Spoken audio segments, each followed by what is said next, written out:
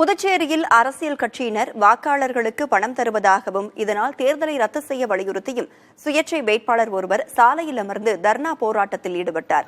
புதுச்சேரி மக்களவை தொகுதியில் காங்கிரஸ், பாஜக, அதிமுக, நாம் தமிழர் வேட்பாளர்கள் மற்றும் சுயேட்சைகள் என மொத்தம் 26 பேர் போட்டியிடுகின்றனர்.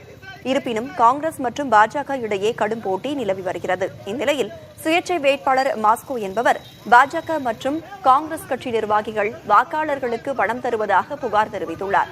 இரு கட்சிகளின் வேட்பாளர்கள் மீது நடவடிக்கை எடுக்க வலியுறுத்திய அவர் புதுச்சேரியில் தேர்தலை உடனடியாக ரத்து செய்ய கோரி கையில் கருப்பு துணியை ஏந்தியவாறு சாலையில் அமர்ந்து போராட்டத்தில் ஈடுபட்டார்.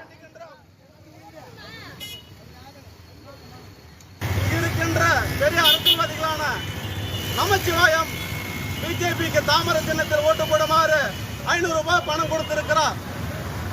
வைத்திலிங்கம் அவர்கள் ஒரு ஓட்டுக்கு 200 ரூபாய் பணம் கொடுத்திருக்கிறார். இது குற்றம் இல்லையா? இதை தேர்தல் பார்த்து கொண்டு மறைமுகமாக இருக்கிறார்கள். இதை கண்டித்து நாங்கள் போராட்டம் நடத்துகிறோம். கருப்பு கொடியை காட்டுகின்றோம்.